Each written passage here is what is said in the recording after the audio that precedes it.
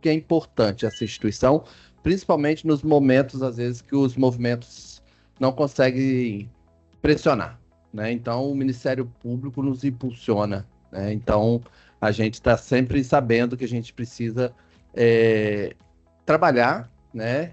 Eu sou uma área técnica lá da secretaria, minha chefe está ali, Maria Angélica, veio nos acompanhar, né? E meus colegas também. Mas tem uma pessoa aqui que está comigo desde 2013, que é o Luiz Carlos, né? Que foi que a gente começou, né? O Luiz é do movimento, e essa política ela não anda, Luiz, sem movimento social. E nós tivemos um momento nos últimos anos que o movimento ficou muito afastado de conduzir essa política junto. Essa política ela não será implementada se o movimento negro não caminhar junto com o Ministério Público, junto com a gestão do Estado. Então, acho que a gente precisa sair daqui hoje também pensando nisso, né? Eu estou vendo a Bárbara aqui que está chegando, né? E eu acho que está num lugar muito importante, que é o direitos humanos. Então, acho que a gente precisa juntar forças para a gente conseguir implementar a política no Estado. E aí, já respondendo uma pergunta que o Luiz fez, não está implementada. A gente tem fragmentos, né? A gente tem ações acontecendo, mas a gente precisa implementar a política. Já vão para quase 15 anos, então, assim, eu acho que a gente precisa avançar nesse sentido. E eu acho que a minha fala vai ser breve, porque eu acho que a gente também precisa tentar ouvir todo mundo aqui, dar mais fala para as pessoas que estão aqui, do movimento negro. Quem é do movimento aqui, que eu só conheço o Luiz? Pode levantar, por favor? Qual o seu nome? Seu Isaías. Tem mais alguém que é do movimento negro que está aqui agora? Que faz parte mesmo, que milita, que busca, porque o Luiz eu conheço ele há bom tempo, e ele é brigão ele fala, ele traz, né, na fala dele questões que é do povo dele, das questões que são de um coletivo. Então, Luiz, parabéns pela sua luta. Eu acho que 2013 e as coisas que vieram acontecendo, mesmo que pontuais, faz parte também, né? Às vezes a gente queria estar muito mais avançado, mas a gente avançou um pouco, mas a gente poderia avançar mais no Estado. Tanto, e aí eu acho que pensando nessa gestão que envolve usuários, e aí eu coloco o movimento social, envolve nós da área técnica e os gestores, né? Então, é trabalhador, gestor, usuário, pensar nessa perspectiva para a gente conseguir avançar. A gente precisa romper e vencer o racismo estrutural, o racismo institucional que existe. É complexo e complicado implementar a política, porque a gente tem que enfrentar todos os dias, quem está na área técnica, quem está na gestão, às vezes no nível mais baixo, a gente precisa chegar no alto escalão, a gente precisa fazer com que essa política anda, que ela seja implementada e talvez até que tenhamos uma política estadual mesmo, né? Então, acho que a gente precisa avançar, tá bom? Então, eu vou começar, eu pretendo terminar em uns 20 minutos para a gente abrir para vocês falarem também, para escutar todos vocês. Então, a gente vai começar. Gostaria de falar desse próprio tema, da gente trazer equidade. No Estado, a gente não tem uma área técnica da saúde integral da população negra, que está lá no final como um desafio.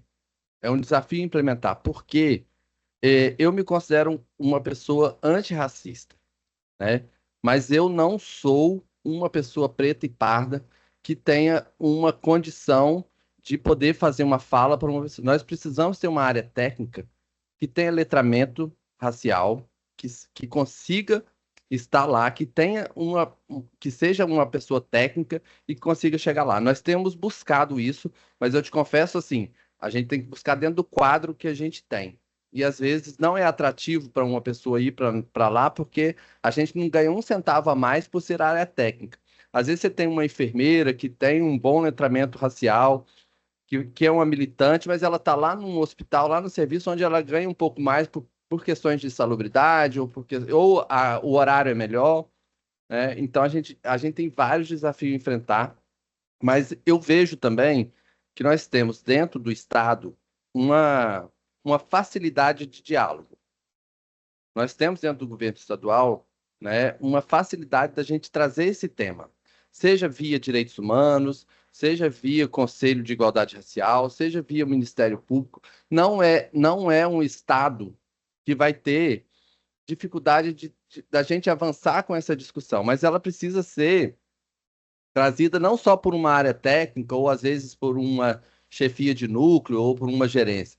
Ela precisa vir também da sociedade. E ela precisa vir dos movimentos sociais. Então, acho que essa bandeira de ter uma área técnica, da gente implementar essa política, a gente precisa avançar nesse sentido.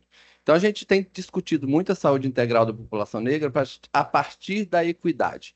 Nós temos uma área técnica de promoção da equidade, onde a gente tem trazido as pautas de equidade. Então, a gente vai falar um pouco aqui, algumas questões eu vou avançar, que o doutor Tiago já trouxe, para a gente também chegar em questões que a gente possa conseguir passar, que a gente possa discutir melhor. Então, a política o Tiago trouxe. Aí eu acho que uma pergunta que a gente precisa fazer é por que existe uma política de saúde integral da população negra? Porque o racismo já começa aí. Eu já ouvi várias vezes que eu fui falar dessa política, alguém fala assim, e política para branco não tem? Aí uma pergunta que a gente precisa, né, e tentar e estar preparado para responder. Se existe uma política integral de saúde da população negra, porque nós temos uma questão aí específica. Nós temos que a Bárbara trouxe questões específicas e nós temos uma questão mais específica ainda, que é o racismo. Né? A gente viu aqui algumas crianças e tal, e eu já vi mãe falar assim, que o meu filho não vai na unidade de saúde porque quando ele chega lá, a primeira coisa que a atendente faz é guardar a bolsa.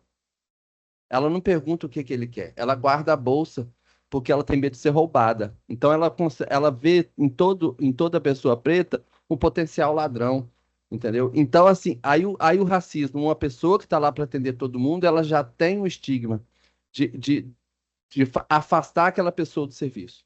Então, a gente tem tantas variáveis aí que a gente precisa pensar, tá? Então, existe essa política porque existe racismo, porque existe pessoas pretas morrendo muito mais do que pessoas brancas, que elas adoecem diferente, que elas têm questões específicas diferentes.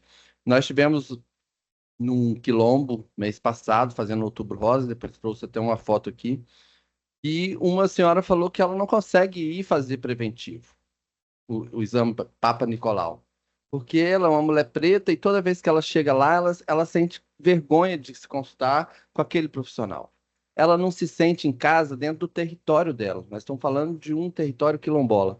Ela não se sente à vontade com um profissional para ela fazer um exame, entendeu? Então, olha as dificuldades dela. E aí fica, aí daí a pouco vai estar nas estatísticas das neoplasias, porque ficou muito tempo sem fazer um diagnóstico e um tratamento que é aberto e público para todo mundo fazer. Nós estamos aqui com a FEC, né, do Santa Rita, que faz um trabalho maravilhoso, um dos hospitais referências do Brasil, que trata todo mundo e que estava com a gente lá no Quilombo, né, nesse dia que essa mulher falou isso. Mas ela, antes de chegar na FEC para ter uma tecnologia, e várias lá que já tiveram câncer na família, ter uma tecnologia de ponta, uma das melhores do mundo, ela precisa ter uma atenção primária preparada, que o doutor Tiago também trouxe aqui algumas questões, que falou da formação, que foi o companheiro ali que trouxe. Como que as pessoas têm que estar preparadas para atender todo mundo. Eu preciso primeiro romper com os meus preconceitos. E eu preciso saber, e outra questão que o Tiago trouxe, o doutor Tiago trouxe, que 80% das pessoas que eu atendo, que estão no serviço de saúde, são pretas e pardas. Então, o SUS, ele atende a uma população gigante de pretos e pardos. Muitas vezes atendido por pessoas brancas que não têm nenhuma informação sobre os seus próprios preconceitos. E que a gente está trazendo aqui hoje para a gente começar a identificar. E a gente precisa aprender a falar, se eu falar alguma coisa errada, vocês me corrijam. A gente precisa aprender a perder o medo de errar, né? Mas dar liberdade para o outro, para que o outro nos corrija, porque a gente está num processo de formação o tempo todo. O tempo todo, nesses anos andando com o movimento negro, com o movimento LGBT, com todos os movimentos indígenas, quilombolas, ciganos e todas essas pautas que estão dentro da equidade, eu aprendi que eu preciso estar aberto a aprender todos os dias novas questões e diminuir os meus preconceitos. Então, a gente tem essa política porque a gente tem ainda pessoas morrendo por falta de acesso, muitas vezes por questões de preconceito. Nós temos pessoas morrendo porque não conseguem ter o diagnóstico no tempo oportuno. Nós temos pessoas que às vezes está no seu território, né? Então, a promoção da equidade são diretrizes da política, né? Vou olhar para cá que a vista não está ajudando. A promoção da equidade, e é isso tudo, é a gente olhar essas diferenças e saber que nós estamos numa sociedade que as diferenças, às vezes, podem fazer, né, as pessoas, se eu não tiver um olhar e um atendimento diferenciado para as questões específicas, eu posso estar ajudando as pessoas a morrer e não salvando vida. Então, os trabalhadores de saúde precisam estar atentos a isso. Nós precisamos fazer enfrentamento ao racismo, e aí a doutora Catarina e todo o Ministério Público, quando traz esse tema aqui, eu vi pouco esse tema sendo discutido. Nós estamos numa semana de luta. Eu não, então, assim, não é só. Alguém falou assim: se não fosse feriado nacional, aqui nós temos uma dificuldade grande no Estado para a gente assumir o nosso racismo. E para gente, primeiro a gente precisa olhar e aceitar que a gente é uma sociedade racista, né? Então, acho que são questões importantes. E aí, enfrentar isso no dia a dia, quando alguém fala, mas e para o branco? Não existe racismo reverso, não existe. Existe racismo contra uma população desde os dias que foram trazidos para cá, né? Às vezes a gente falou de cota aqui hoje, né? A cota sempre existiu de outras formas, que era o privilégio para o branco, né? Outro dia um amigo meu passou num cartório, né? Passou num concurso público de cartório, né? E aí eu falando para ele assim, quantas gerações esse cartório estava na mão de alguém que foi indicado, né? Então, assim, os concursos públicos agora com cotas, ela vem reparar algumas questões, mas ainda tem muito o que ser feito. Então, a gente precisa enfrentar o racismo. Eu não me declaro pardo, eu sempre me declarei como pessoa branca, porque está na minha certidão, e eu nunca sofri racismo. Eu sofri outros tipos de preconceito, né? Mas racismo eu nunca sofri. E eu acho que me declarar branco, né? Eu me sinto bem me declarando branco e me sinto bem que eu sou antirracista. E eu preciso, no dia a dia, com os meus colegas, com a minha família, ensinando a minha mãe, que está com 80 anos, que uma coisa uma fala dela pode ser racista, pode ferir o outro que está do lado dela. Uma coisa que talvez ela falou a vida inteira, que antigamente fosse uma coisa comum, que não é mais, não cabe mais eu fazer piadas, não cabe mais eu fazer brincadeiras. Acabou. A gente precisa ir trazendo isso para a nossa vida, né? Então, esse enfrentamento do racismo parte a partir disso também. É eu tomar consciência de que algumas falas são inadequadas, né? Então, eu vou começar a mudar o meu vocabulário, porque esse meu vocabulário pode machucar alguém. Atenção integral à saúde, e aí é integral, né? A gente precisa pensar na pessoa como um todo e pensar nessa pessoa também andando por uma rede, que a gente tem uma rede da atenção primária até lá na alta complexidade, como eu citei aqui a FEC, o Hospital Santa Rita. A participação social, que é o que o Luiz não falou o nome dele, qual o seu Isaías, estão aqui, que são da sociedade civil, que são movimento social, que vem aqui também discutir junto com a gente.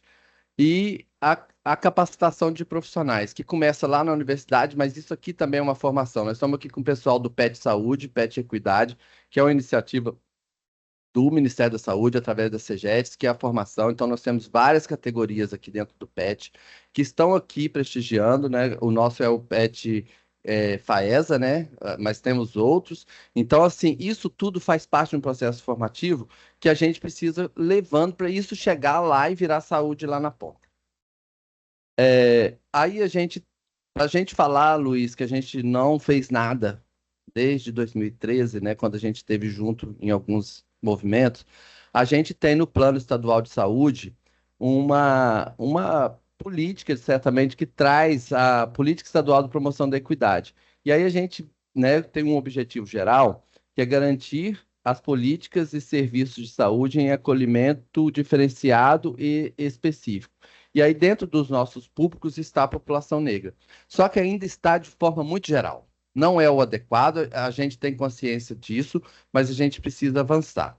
E avançar meio que junto, não é assim, porque o racismo ele impede, porque tudo que você vai muito sozinho enquanto área técnica, a gente não consegue, ou junto com a gestão, a gente não consegue caminhar. Então, isso, o movimento precisa estar junto. Hoje nós temos o Hélio Barros, que está no Conselho Estadual de Saúde, mas outras pessoas e outras organizações precisam também chegar no Conselho Estadual de Saúde, porque tudo isso aqui é aprovado pelo Conselho.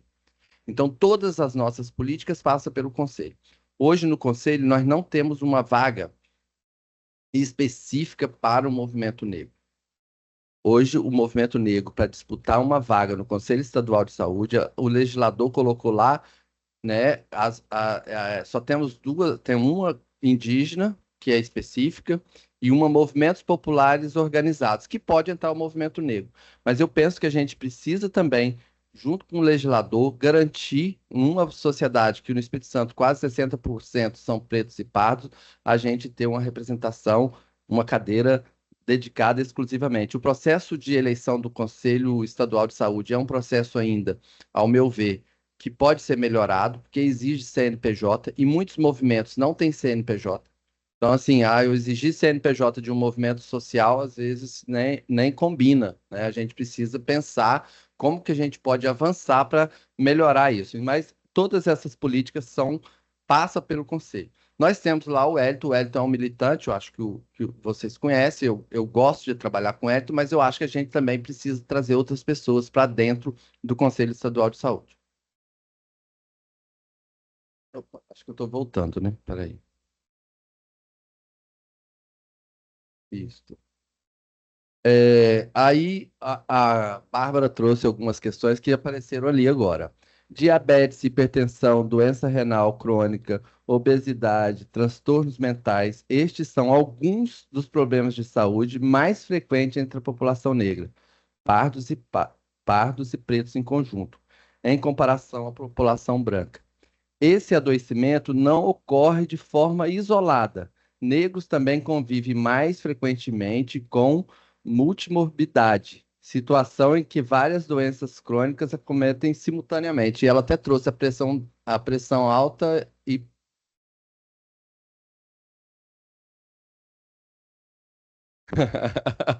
Pois então, olha como que isso é recorrente que a gente precisa estar de olho nisso, né?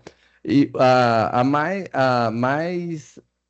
as mais adoecidas são as mulheres negras, enquanto seus pares, homens negros, são os que morrem mais, né? Seja pela violência, que também é um outro indicador do jovem preto, né? E do homem jovem adulto, é o que está mais morrendo. Então, assim, a gente tem aí uma necessidade gigantesca de ter uma política implementada, porque nós estamos falando de uma população que adoece mais, nós estamos falando de uma população que morre mais e as mulheres que adoecem mais, mas que estão perdendo seus companheiros ou seus filhos, né, por questões da violência também, que impacta diretamente no campo da saúde. Eu sempre coloco para até o final eu aprendo a rodar. Aí, o Tiago até trouxe essa informação também, mas eu trouxe. Internações por HIV ainda é a população preta e parda que mais se interna pelo HIV. E nós temos hoje uma medicação, e também são os que mais infectam, que estavam nos slides do Dr. Tiago. Vocês já ouviram falar em PrEP aqui? Fora os alunos do PrEP, do PET, que eu sei que já. Alguém já ouviu falar em PrEP? Já ouviu, Luiz? Pois então, já ouviu? O doutor já ouviu, né? Farmacêutico, PrEP é um medicamento, uma tecnologia que saiu agora para as pessoas não pegarem o HIV. Nós temos uma população preta, principalmente jovens, homens gays e também outros públicos jovens pretos que estão contraindo mais o HIV. A PrEP é fornecida gratuitamente no estado do Espírito Santo. E hoje, quem mais adoece de HIV é a população preta. E adivinha quem pega mais PrEP? Pessoas brancas. A PrEP não chegou na periferia, entendeu? A PrEP não chegou onde ela devia ter chegado. Porque aí que a gente se depara com o racismo e com o preconceito e com a falta de informação. Então, nós também devemos ser, né? E aí, onde que prescreve PrEP? Aqui na Grande Vitória. no centro de referência, em Vitória, no centro de referência, em Vila Velha, todos os centros de referências para IST/AIDS, mas a gente já está discutindo, né, Maria Angélica, minha chefe está aqui, a implementação na atenção primária. Precisa estar no postinho de saúde. O farmacêutico pode prescrever, o enfermeiro pode prescrever, e nós temos que fazer essa medicação, e aí os direitos humanos aqui, abraçar junto comigo essa causa aí, para a gente tentar levar a PrEP para todo mundo. A gente não pode, na África, que é um lugar que mais adoece por HIV, agora já tem a PrEP injetável, e ela foi 100%, ela toma 2 doses por ano. As mulheres que tomaram 100% não adquiriram HIV, entendeu? A PrEP que nós usamos aqui no Brasil é uma PrEP, é um comprimido que a gente toma por dia, pode transar até sem camisinha. Não é recomendado porque tem as outras doenças. Mas a gente precisa saber que tem essa tecnologia e que a gente precisa usar essa tecnologia que ela é pelo SUS, tá? Então a gente tem divulgado, mas ainda é muito pouca divulgação e a gente precisa avançar. E eu conto com todo mundo aqui hoje de fazer campanha. Pode falar, querido. E aí a gente conseguir levar para o jovem, né, essa informação já é complicada, porque você está dentro do CRJ, o jovem está ali. Quando você chama ele para falar sobre esse assunto, é como se eles não tivessem relação sexual. Eles ficam todos acanhados, ficam com vergonha. E quando eles vão, eu já participei de uma roda de conversa dessa, né? Era sobre os casos de amputação peniana, porque os meninos estão tendo várias fratura de pênis devido ao sexo violento, que muitas vezes é incentivado nas músicas e tudo mais. Enfim. E quando chegou nessa parte de falar sobre a PrEP, eles relacionaram muito isso ao uso de preservativo, que é uma dificuldade que a gente tem hoje. É uma dificuldade de levar isso para o jovem. E quando você fala que a PrEP não está ali no posto de saúde do bairro dele, fica muito mais difícil dele estar indo atrás. Hoje, conversando com os colegas da secretaria e tudo mais, o assunto é muito mais difundido dentro do público LGBT do que entre o público jovem, e o público LGBT faz o uso muito mais frequente, né, muito mais regular e correto. Mas ainda assim, é uma dificuldade, a gente sabe que tem, a gente leva a informação para os jovens, né, para os idosos, porque a gente também tem a população idosa, a população de rua, a gente leva a informação, só que tem muito essa dificuldade do engajamento, do jovem realmente ver a necessidade daquilo ali. Porque hoje é até engraçado quando a gente levanta esse. Engraçado não, é preocupante. Quando a gente levanta esse assunto, e muitas vezes eles falam assim, mas hoje você toma medicação, se você contrair AIDS, né? Você toma medicação e fica indetectável. Eles É, não conseguem reconhecer o quão grave é, porque até você ficar indetectável, você passa por muita coisa. E até você descobrir, você pode chegar no nível onde você infectou várias outras pessoas. e é mais uma doença crônica que você vai acumular, porque a AIDS hoje ela é considerada uma doença crônica. A gente não quer ter diabetes, a gente não quer ter pressão alta, eu vou querer ter o HIV, ter a AIDS para eu viver com mais uma doença crônica. Nós estamos falando de uma. Se é para evitar. Então, assim, eu acho que a gente precisa avançar no debate, eu acho que a gente precisa, os municípios, principalmente, que estão dentro dos territórios, levar, ofertar. E em São Paulo já estão ofertando na rua, de forma, né? Mas precisa de ter pelo menos um exame, que é o exame da função renal, né? Então, assim, e ele ajuda porque de 4 em 4 meses você vai pegar seus comprimidos, você passa por uma bateria de exames, então você também acaba se cuidando mais. Mas, enfim, eu acho que a gente precisa avançar, né, na discussão e principalmente nessa população. E talvez fazer uma parceria, porque talvez também ir lá na unidade de saúde para esses jovens seja difícil. Porque a unidade de saúde não pode ir no serviço, lá onde eles estão, no CRJ. Tá aberto, gente. Quem quiser visitar, quem quiser chegar lá para conversar, tá aberto. A gente está sempre aberto. Pois então, a gente pode pensar nessas outras estratégias, porque também a gente tem que ficar.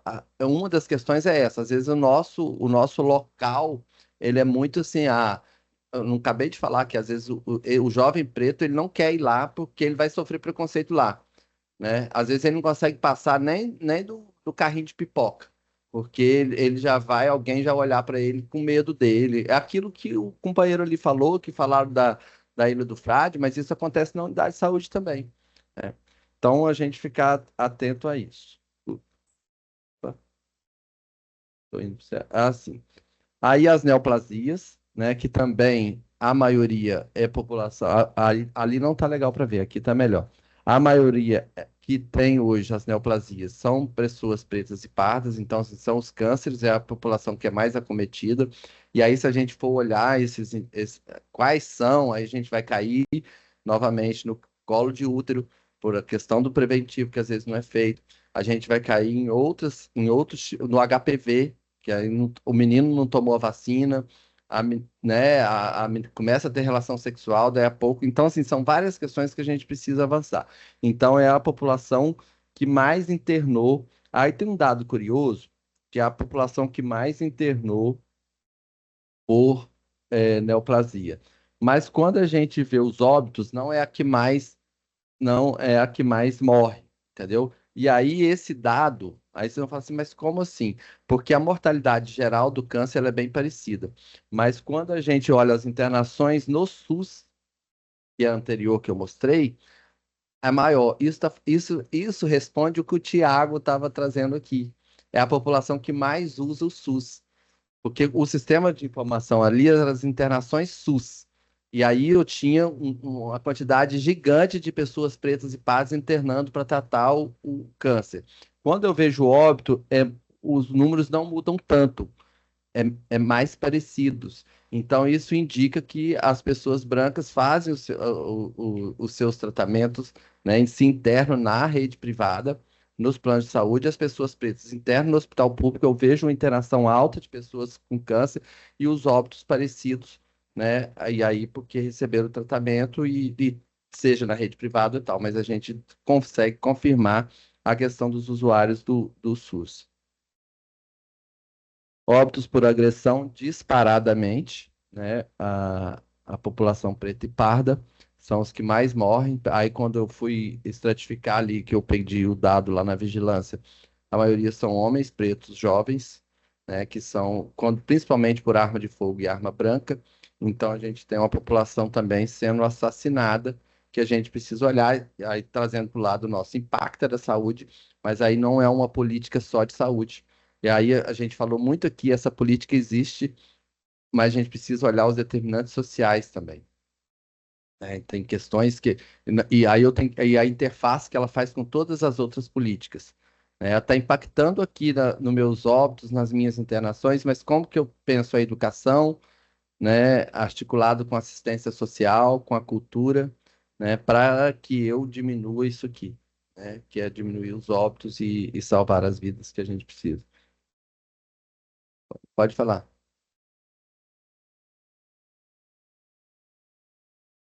Ah, isso. O Thaís. Fórum de Segurança Pública, a gente faz esse debate sobre a questão da violência, né, mais voltado para a questão dos territórios e das periferias. E aí tem um dado interessante, uma pessoa que é da área da segurança pública que participa, chamado policiais antifascistas, dizem que as pessoas que morrem pela mão da polícia, né, do agente público, não é computado, entendeu? Ele não conta na estatística. É, como. Não, é porque hoje, por exemplo, não faz nem mais. Nem Instituto Médico Legal tem mais. A polícia já sobe, já leva o saco preto, já mata, leva no SAMU, chega lá e constata que chegou morto, leva para o centro de recolhimento de cadáver. Não tem mais nem isso mais. Né? Na realidade, não tem política de segurança pública no Espírito Santo mais. O governo não tem secretário, nem secretário existe. O secretário foi embora, ficou um bobão lá no lugar dele, então não existe. Então, isso não é computado. É morte em confronto. Essa é a coisa. Então, quer dizer, você vê quantas os dados ficam, né, totalmente defasados. Né? Porque o que morrem, né, nas periferias das grandes metrópoles aqui do Espírito Santo, principalmente na Grande Vitória, né? Mas isso não é computado, não. É morrer em confronto, não entra na estatística. Sim, e a gente tem ali um número de não informados, a raça cor também, que ainda é muito alto, né? Isso. Que é um dado também que Então a gente tá, precisa tá uma defasagem aí imensa. Obrigado, Cesaías.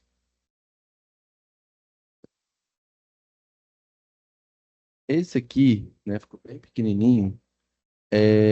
O número. Aí nós fizemos um levantamento, porque assim, a gente vai pensar, a gente está falando de saúde da população negra. mas a gente tem os trabalhadores. Nós temos ali, né, quase 9.000 trabalhadores na Secretaria de Estado da Saúde, né, pegando todos os serviços César, 9.000. Desses 9.000, mais de 50%, 52% são pretos e pardos. Então, nós temos uma maioria de pessoas pretas e pardas. Quando a gente vai olhar, 70% desses 9.000 são mulheres. Dessas mulheres, mais da metade são pretas e pardas, que são as técnicas de enfermagem que foi trazido aqui. Porque quando a gente vai subindo na formação e nos cargos, a população preta vai sumindo dessas funções. Então, nós vamos passando, por exemplo, as chefias, as gerências e tal, cada vez vão ficando mais mulheres, porque o SUS ele é bem feminino, mas vão ficando mais mulheres brancas. As mulheres pretas não conseguem atingir, porque muitas delas, esse contingente grande de mulheres pretas que estão nos serviços, são trabalhadoras da enfermagem, dos técnicos de enfermagem. Uma questão que a gente precisa olhar para além da política pública de saúde integral da população negra é a saúde da trabalhadora e do trabalhador preto. É cotidiano o racismo, que eles sofrem também. Nós vimos aqui o próprio Dr. Tiago trazendo uma questão de racismo que ele sofreu, né, quando ele foi lá e a pessoa não tinha visto a foto dele, disse, eu pensei que era um pesquisador branco, né? E isso é o cotidiano, assim, se for uma médica preta, eu acho que ela é técnica de enfermagem, né? Já tem história de o cara chegou, a médica branca falou assim, não chamei o maqueiro. Ele falou assim, não, doutor, eu vou operar com a senhora, né? Eu sou médico, eu sou anestesista, né? Então, o racismo também acontece dentro dos serviços com os trabalhadores e trabalhadoras. Nisso a gente tem articulado para dentro da CESA um grupo para a gente discutir isso, né, com as pessoas que estão sofrendo racismo. Nós tivemos concurso recente, né, tivemos dois casos de racismo dentro da instituição, feito por colegas, não foi feito pela gestão, mas a gente precisa e a gente começou o movimento com a Bárbara, que está participando de um grupo, a gente está precisando criar um fórum e vai sair também Assim, antes de chegar lá, que eu vou falar, que eu iria falar, que a gente está pensando um comitê, né, de trabalhadoras e trabalhadores, né, pensando a questão racial para dentro dos serviços também, né? E aí a gente precisa também depois implementar a política. Isso aqui foi uma ação, essa ação a gente tem feito ela desde 2013, que é o Outubro Rosa Quilombola, que é uma parceria com a FEC que tem aqui. Então a gente já andou várias comunidades, esse ano a gente foi no Sapê do Norte, mas desde 2013 a gente tem aproximadamente 40 comunidades quilombolas. Desde 2013 a gente tem ido nesse serviço. E quando a gente chega no município que ele não tem mamografia, a gente oferta mamografia junto com a parceria com a FEC, com outras instituições que estão com a gente, para essas mulheres de quilombos, para que elas possam fazer a mamografia aqui em Vitória. O ideal é que elas façam no território. Sexta-feira agora eu tenho uma reunião com o Norte, para a gente definir. Lá nós identificamos 40 mulheres que precisam fazer a mamografia, porque têm mais de 50 anos, são 3 anos sem fazer. A FEC liberou as mamografias. Mas aí a gente vai ter uma reunião sexta-feira para ver se elas vêm na FEC ou se a gente vai conseguir lá no território mesmo, em São Mateus ou Conceição da Barra. Mas é um trabalho bem legal. Foi numa dessas rodas que uma quilombola falou que ela não faz preventivo porque ela tem vergonha de ir na unidade de saúde e fazer a coleta com o trabalhador de lá, e provavelmente isso é o racismo que ela enfrenta lá no cotidiano dela, que ela não se sente à vontade, né? Já é um exame difícil para todo mundo, você imagina para uma questão racial, às vezes, né? Um trabalhador branco, às vezes homem, né? Como que essa mulher, às vezes, e só tem aquele ali, aí o SUS é territorializado, então a gente precisa pensar algumas questões nesse sentido.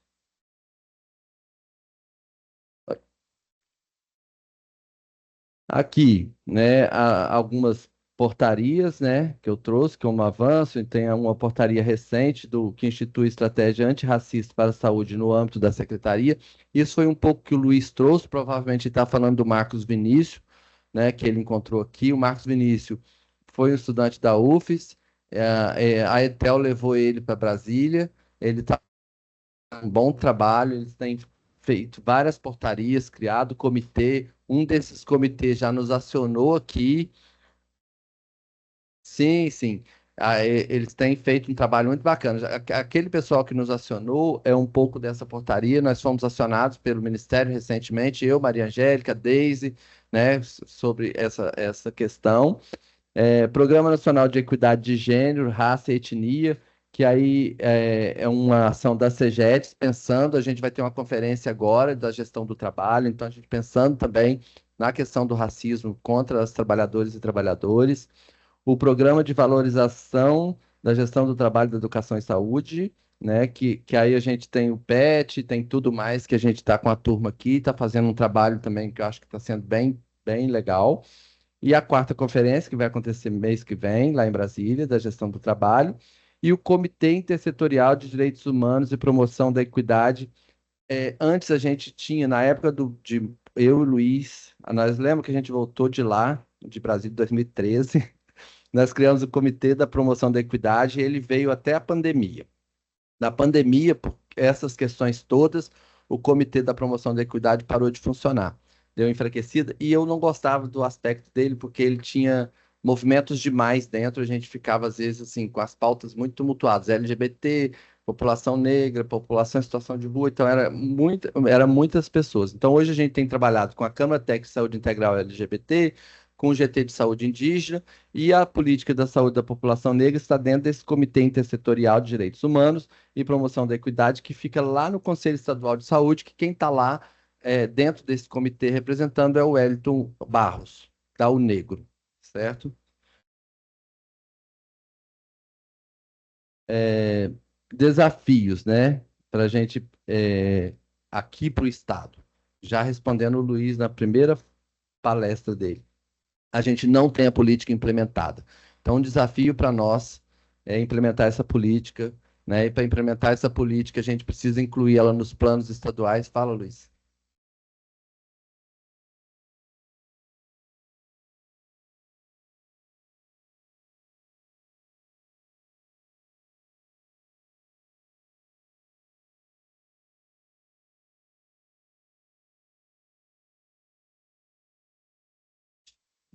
Instalado o comitê não, o plano estadual para a equidade social. Que lá dentro tem todas essas questões. Aí tem todas essas demandas, por isso você está falando aí, você tem que viabilizar, inclusive eu já estou conversando, nós estamos fazendo uma articulação com o Marcelo, aí, presidente da Assembleia, para ele articular com ele se ele garante aprovar os parlamentares. Que os parlamentares, mas não é um caso desse assim, eu acredito que a gente possa, né, fazer uma articulação boa na sociedade e sair por lei, que o Casagrande quer na parte de decreto. Decreto ele vai querer jogar agora no final de 2025 ou 26 que termina o mandato, e aí o outro vai ficar perdido no governo. Sim. Tá? Obrigado. Desde 2020. Hein? Não, eu quero dizer o governo, quem for, assumir o compromisso. Tá entendendo? Porque aí o caso é esse, isso aí garante dentro do plano. Sim, sim. Inclusive do plano, nós estamos já iniciando viabilizar um comitê interinstitucional com a participação da sociedade civil, né? Esse comitê interinstitucional para monitorar, avaliar as políticas de equidade racial e com ênfase na Lei 10.069, 11.645 e questão da saúde integral da população negra e os territórios, quilombola e indígena. A gente dá peso dentro desse comitê para começar a monitorar no Estado, que a gente estava querendo criar dentro do Ministério Público, mas o Ministério Público não segura uma onda dessa pesada. Então, nós estamos discutindo, conversando na UFES, o reitor assumiu o compromisso conosco, já tivemos uma primeira reunião lá, falta para a gente instituir esse comitê. Esse comitê, se no Estado, vai monitorar todas as políticas do plano. Aí começa, talvez, eu ainda estou com 80, não sei se eu ainda vou ver alguma coisa. E a gente começou cotas, em 80, nós começamos a luta de cotas sozinho no Brasil, com mais um núcleo de consciência negra da USP.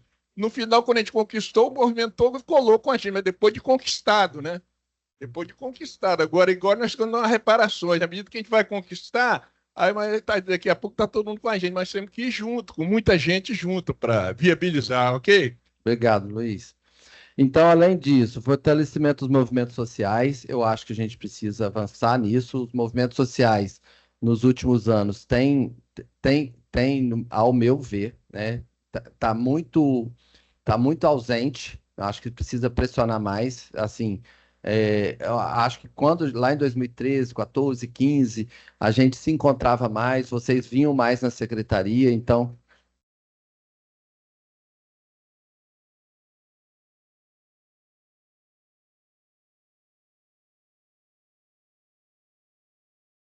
entendi. Seu Júlio. Seu Júlio. Seu Luiz. Seu Luiz, só para tentar organizar aqui também, né, para não ficar tipo um debate, né? Só dois conversando, né? Esse item, fortalecimento dos movimentos sociais, dentre os quais o que o senhor participa, mas podem ter outros, né? Que podem defender. Então, é um fortalecimento bem amplo que ele está citando, não é uma coisa direta com o movimento que o senhor participa, né? Sim, com certeza. Eu acho que tem que ser amplo mesmo e trazer aquilo que eu trazer para dentro do conselho, trazer para dentro da secretaria, participar de outras formas, construir essa política junto com a gente. Enfrentamento ao racismo institucional, que eu acho que a gente precisa trabalhar um pouco que já está sendo desenvolvido, e criação de uma referência técnica para a saúde integral da população negra. A gente precisa pensar numa área técnica de saúde integral da população negra que consiga, né, trabalhar o ano todo, porque a gente tem 4 pessoas, eu, Hélida, a nossa chefia que está sempre junto, agora a Raquel chegando, mas a gente essa política ela é muito grande para ser implementada dentro da promoção da equidade. Já estou encerrando, a gente vai abrir para o debate. Deixa eu passar. Acho que travou. Ah, sim, aqui. Espera aí. Baguncei tudo aqui. Ajuda aqui. Você, Ah lá, voltou, peraí. aí está no começo, né? Ah, Você colocar no último slide? eu tô conseguindo avançar, tô conseguindo. Isso. Ah, beleza. Isso. Eu queria saber, Evandro quer ler pra gente? Quer ler? Não? O Evandro que me trouxe essa frase, não é? Racismo é um câncer estrutural, esse fato não depende da sua opinião. Ou você coopera com a estrutura, ou você ajuda na demolição, né? É uma frase do rapper, né, dentro de uma música chamado Dai a César o que é de César, né, do César Rezende, ele é um rapper lá do Morro do Quadro, né? E eu achei interessante, né, quando traz essa questão do a gente contribuir com a demolição, é a gente ser antirracista. Mesmo que eu não tenha nunca sofrido racismo, eu tenho que ser antirracista. Bom, e no mais é isso. Ali estão meus contatos, né?